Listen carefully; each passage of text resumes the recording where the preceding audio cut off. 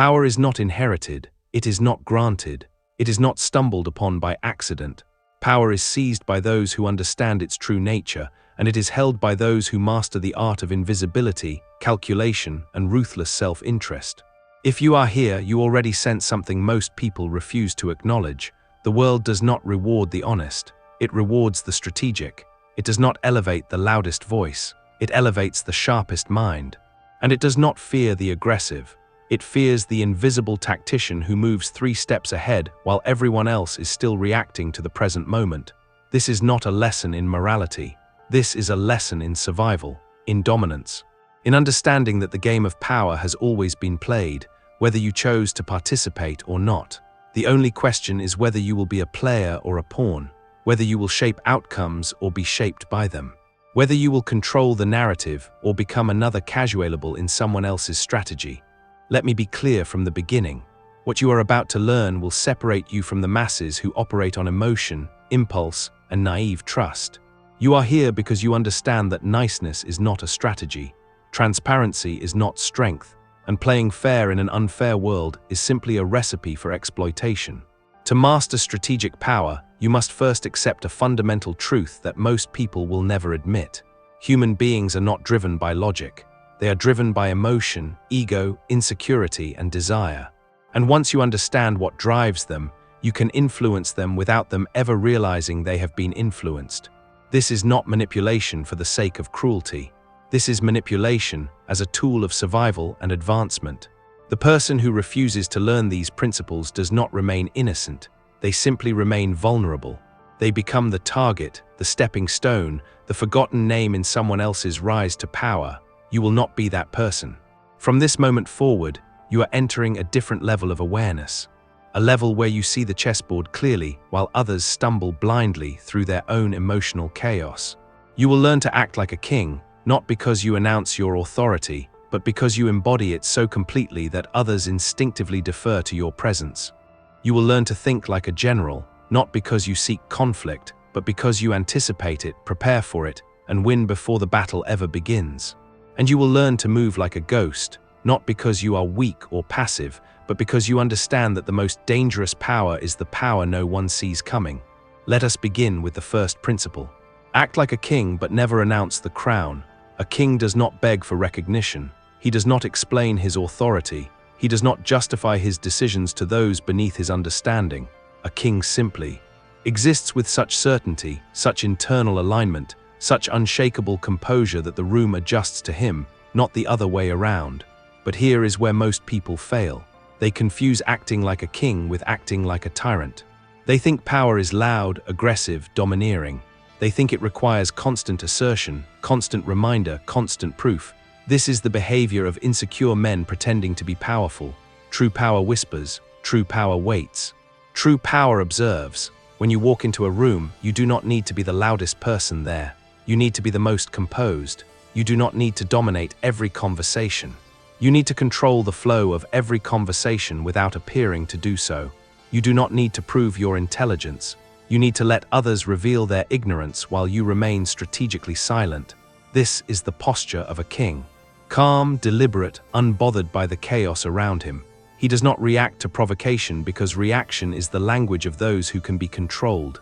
Instead, he responds, and only when it serves his purpose. He does not chase respect. He commands it by refusing to lower his standards, dilute his presence, or compromise his composure for anyone. Understand this deeply. The moment you start explaining yourself to people who have not earned your transparency, you have already lost. The moment you start seeking validation from those who do not understand your vision, you have already weakened. The moment you start performing for an audience that will never appreciate your depth, you have already descended from the throne. A king operates from a place of internal sovereignty.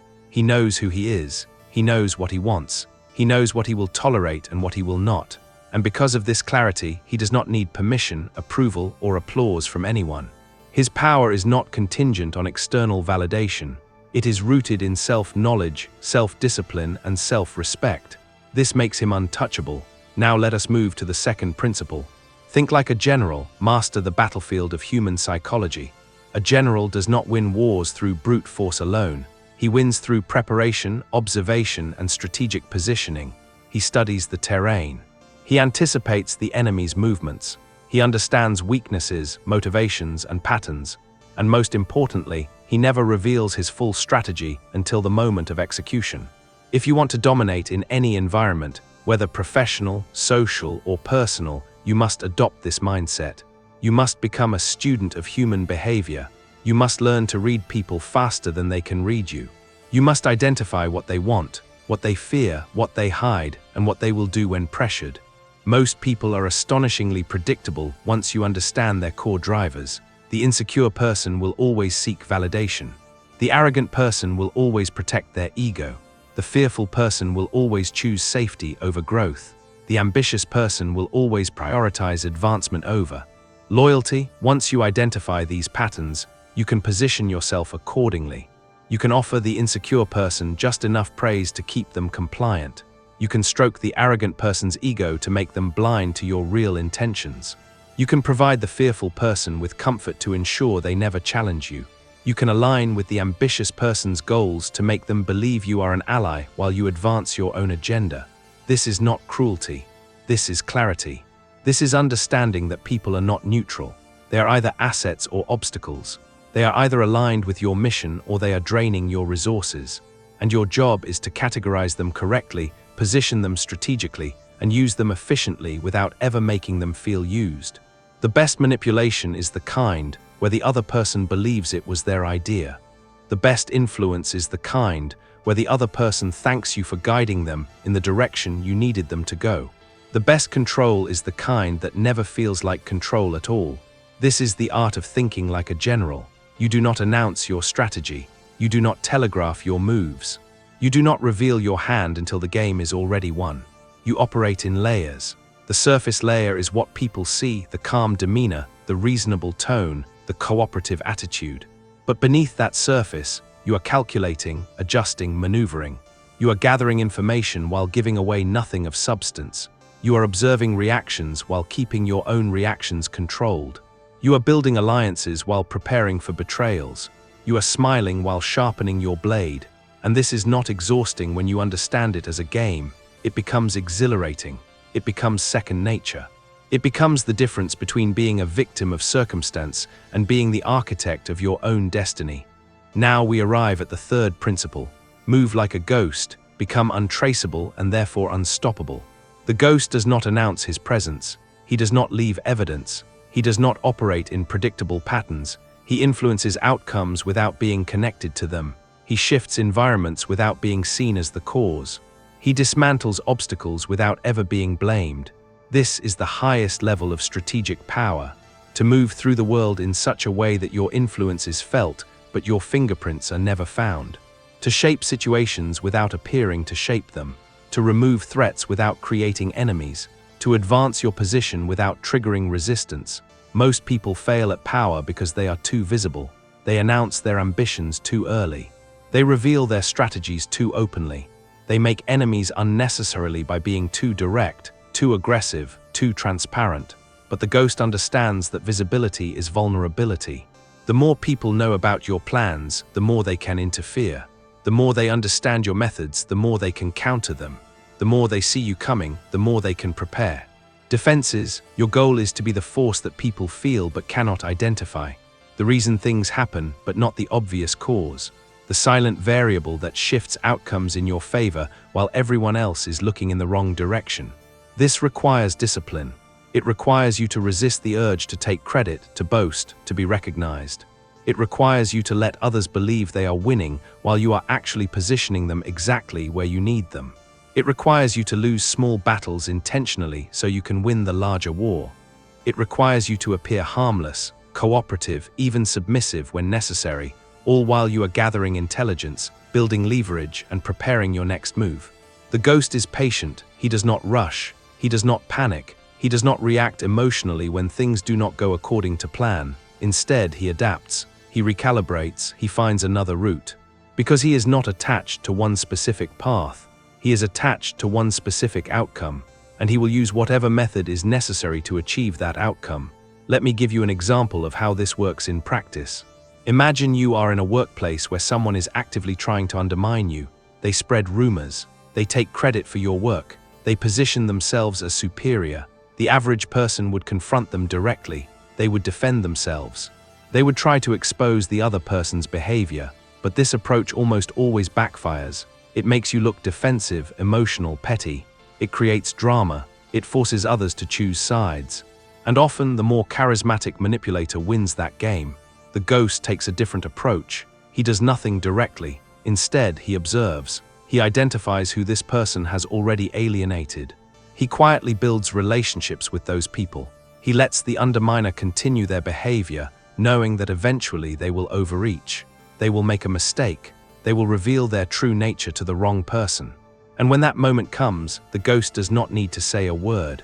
The underminer destroys themselves. And because you were never visibly involved, you remain clean, trustworthy, above suspicion. This is the power of moving like a ghost. You let people defeat themselves. You create conditions where their own flaws become their downfall. You never have to be the villain because you are never seen as the cause. You are simply the one who benefits when the dust settles. Now let us go deeper into the psychology of this. Why does this approach work so effectively? Because human beings are wired to react to visible threats. If they see you as a competitor, they will guard against you. If they see you as an enemy, they will attack you. But if they see you as neutral, harmless, or even an ally, they lower their defenses. They reveal information. They make mistakes. They expose vulnerabilities. Your job is to be seen as the latter while operating as the former. This is not about being fake. This is about being strategic with your image. You are not lying about who you are. You are simply controlling what people see when they see it and how they interpret it. You are managing perception, which is far more powerful than managing reality. Because in human interactions, perception is reality. If people perceive you as trustworthy, you can operate with more freedom. If they perceive you as competent, you will be given more responsibility. If they perceive you as non-threatening, you will be underestimated, which is one of the greatest advantages you can have. Never correct someone who underestimates you. Let them believe you are less intelligent, less ambitious, less capable than you actually are. Let them dismiss you. Let them overlook you. Because while they are looking elsewhere, you are moving into position. The fourth principle is understanding that power is not about fairness. It is about leverage. Fairness is a concept invented to keep the weak from rebelling and to make the strong feel guilty about their advantages. But the reality is this: life is not fair. Power is not distributed equally. Opportunity is not given based on merit alone. And the people who succeed are not always the most deserving. They are the most strategic. They understand leverage. They understand that leverage is the ability to make someone do what you want without force. It is the ability to create situations where the other person's best option is to cooperate with you. Leverage can come from many sources: information they do not want revealed, resources they need that you control, relationships that benefit them which you can facilitate or destroy, reputation that you can enhance or damage, timing where you act at the moment they are most vulnerable or most desperate. The more leverage you have, the less you need to use overt power. You do not need to threaten. You do not need to demand. You simply need to make it clear, subtly, that cooperation benefits them and resistance costs them. This is how kings ruled without armies at every door. This is how generals won without firing every shot. This is how ghosts controlled outcomes without ever being seen. Let me be very direct with you now. If you are not actively building leverage in every relationship, every interaction, every environment you enter, you are operating at a disadvantage. You are hoping that people will treat you well out of goodness. You are trusting that fairness will prevail. You are betting on a system that does not exist. Instead, you must always be asking yourself these questions. What does this person need? What do they fear? What do they want to protect? What information do I have that they do not? What relationships do I have that they need? What can I offer that positions me as valuable? What can I withhold that makes me irreplaceable? These are not the questions of a villain. These are the questions of a strategist, someone who understands that power is a game and the rules are written by those who play it best. Now let us talk about the fifth principle. Emotional control is your greatest weapon. The person who can control their emotions can control the room. The person who remains calm while others panic will always have the advantage. The person who can fake emotion convincingly while feeling nothing can manipulate any situation to their benefit. Most people are slaves to their emotions. They react impulsively. They make decisions based on anger, fear, pride, or insecurity. They reveal their true thoughts through their facial expressions, their tone, their body language. This makes them easy to read, easy to predict, easy to control. You must become the opposite. You must develop the ability to feel one thing and display another, to be angry but appear calm, to be afraid but project confidence, to be pleased but show indifference. This is not about suppressing your emotions. This is about controlling when, where, and how you express them. It is about using emotional displays as tools rather than letting them use you. For example, sometimes showing anger is useful. It sets boundaries. It makes people take you seriously. It signals that a line has been crossed. But if you are actually angry when you display anger, you are not in control. You are reacting. However, if you can display anger strategically, at the precise moment it serves your purpose, while internally you remain calm and calculating, you have just weaponized emotion. The same applies to every emotion. Show vulnerability when it builds trust. Show confidence when it establishes dominance. Show confusion when you want someone to reveal more information. Show agreement when you want to disarm suspicion. Your face, your voice, your body become instruments, and you are the musician playing them to create the exact effect you need. This level of control requires practice.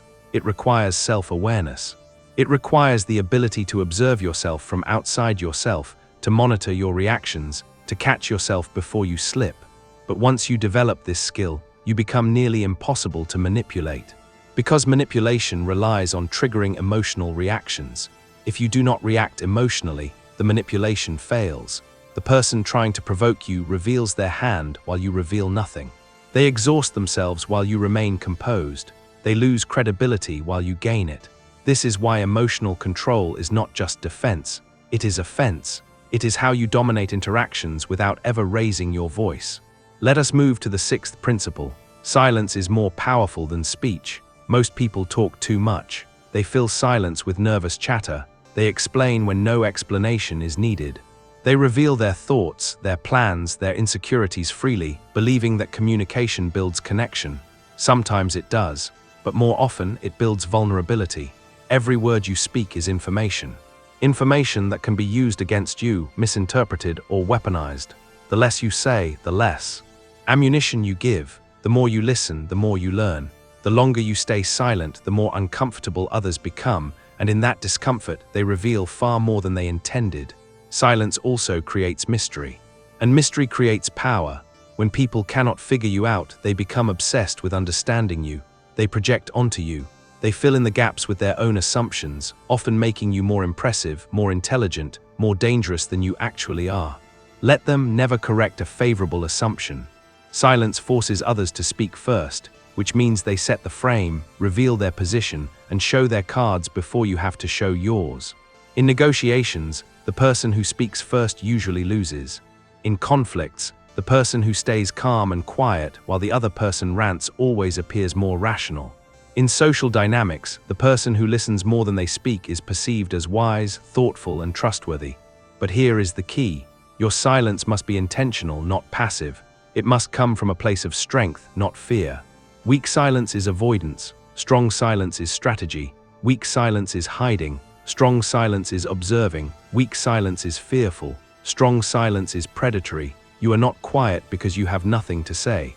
You are quiet because you are deciding whether saying it serves your interests. You are not listening because you are submissive. You are listening because you are gathering intelligence. This shift in mindset changes everything. Now the seventh principle. Build alliances but trust no one completely. Power is rarely achieved alone. You need allies, supporters, people who amplify your influence and provide resources you lack. But here is the uncomfortable truth. Most alliances are temporary. They last as long as mutual benefit exists. The moment the benefit shifts, the alliance shifts. Loyalty is a beautiful concept, but it is rare. What is far more common is strategic cooperation. People align with you because you offer something they need. The moment you stop offering it, or the moment someone else offers something better, they will realign. This is not cynicism. This is realism. Your job is to build alliances while always maintaining independence. Never become so dependent on any one person that their betrayal would destroy you. Never reveal so much to any ally that they could use it against you. Never trust anyone with information that could be weaponized if the relationship sours. This does not mean you treat everyone as an enemy. It means you treat everyone as a potential future enemy and plan accordingly. You can be warm, cooperative, generous even, but always with a layer of protection. Always with a backup plan. Always with leverage that ensures their cooperation remains in their best interest. The smartest players build networks, not dependencies. They have multiple sources of support, multiple channels of influence, multiple options if one path closes. They are valuable to many but reliant on none. This makes them powerful, this makes them untouchable, because if one ally turns, 10 others remain. If one door closes, 5 others are already open. This is the mindset of someone who understands that power is not about having one strong relationship. It is about having a web of strategic relationships that together create an unbreakable position. The 8th principle is this: never outshine the master unless you are ready to replace him. This is one of the most critical rules in any hierarchy. If you are working under someone, if you are in a position where someone else holds more formal power than you must be extremely careful about how you display your competence. Yes, you want to be recognized. Yes, you want to advance. But if you make your superior feel threatened, insecure, or overshadowed, they will destroy you. Not because you did anything wrong, but because you triggered their fear of being replaced. Ego is fragile, especially in those who hold power. They need to feel superior. They need to believe they are the smartest, the most capable, the most important person in the room. Your job is to let them believe that while you quietly accumulate the real power, you make them look good, you give them credit publicly, you defer to them in visible ways. But behind the scenes, you are building your own network, your own skills, your own leverage. You are positioning yourself as indispensable, not threatening, as the person who makes their success possible, not the person who competes with it. And when the time comes, when you have built enough power, enough support, enough independence, then you can step out from behind them. But not before. Timing is everything. Move too early and you will be crushed. Move too late and you will be stuck. The key is patience combined with relentless preparation. Now let us discuss the 9th principle. Create dependence, never give freedom without cost. The more people depend on you, the more power you have. If you are the only one who knows how to do something critical, you become irreplaceable. If you are the only one with access to certain information, you become essential. If you are the only one who can solve a particular problem, you become invaluable. Your goal in any environment is to position yourself as the person people cannot function without. But here is the nuance. You do not do this by being helpful in obvious ways. You do this by creating systems, relationships, and situations where your absence would cause problems. You become the connector who introduces the right people. You become the problem solver who handles the issues no one else wants to touch. You become the information broker who always knows what is happening before anyone else. You make yourself so embedded in the structure that removing you would destabilize everything. But you do this subtly. You do not announce it. You do not brag about it. You simply make it true. And once it is true, you have leverage, you have security, you have power. Because now harming you harms them, losing you costs them. And as long as that remains true, you are protected. The 10th and final principle. Know when to retreat, when to strike, and when to do nothing. Power is not constant aggression. It is not endless advancement. Sometimes the most powerful move is to step back, to withdraw, to let a situation develop without your involvement, to allow your enemies to exhaust themselves fighting each other, to wait until conditions are more favorable. The master strategist knows that timing is everything. A move made too early fails. A move made too late is irrelevant. But a move made at the perfect moment is unstoppable. You must develop the ability to read situations, to sense when momentum is in your favor and when it is not. When momentum is against you, you conserve energy. You avoid conflict. You protect your position without trying to expand it. You let the storm pass.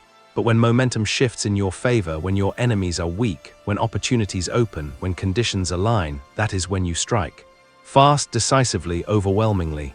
You do not hesitate, you do not second guess, you execute with absolute commitment. And then once you have achieved your objective, you retreat again, you consolidate, you secure your gains. You do not overextend. This rhythm of advance and retreat, of action and stillness, of visibility and invisibility, this is the rhythm of sustainable power. The people who burn out are the ones who are always pushing, always fighting, always visible. They exhaust themselves, they make too many enemies, they become predictable. But the person who moves in cycles, who knows when to push and when to pause, who understands that power is a marathon, not a sprint, that person builds an empire that lasts. So here is what I need you to understand as we close. Everything I have just shared with you is not theory. It is not philosophy for the sake of intellectual exercise. This is practical knowledge that has been used by rulers, generals, and power brokers for thousands of years. It works. It has always worked. And it will continue to work because human nature does not change. You now have a choice. You can reject this knowledge. You can tell yourself that you want to succeed through pure merit, pure honesty, pure goodness. And if that makes you feel better, you are free to do so. But understand that while you are playing by those rules, others are not. While you are being transparent, they are being strategic. While you are trusting, they are calculating. While you are hoping for fairness, they are building leverage. And in that gap you will lose, not because you are not talented, not because you are not hardworking, but because you refuse to see the game for what it is. Or you can accept this knowledge, you can integrate it, you can begin to see the world as it actually is, not as you wish it to be. You can start observing people more carefully. You can start controlling your reactions more deliberately. You can start building leverage more strategically. You can start moving with intention rather than impulse. And as you do, you will notice something remarkable. You will stop being surprised by betrayal because you will have anticipated it. You will stop being hurt by manipulation because you will have seen it coming. You will stop feeling powerless because you will have built systems that protect you. You will stop being a victim because you will have become a player. This is not about becoming evil. This is about becoming awake. This is about refusing to be naive in a world that punishes naivety. This is about mastering the rules of power so that you are never again at the mercy of those who already have. Act like a king, think like a general, move like a ghost, and the world will have no choice but to make space for you.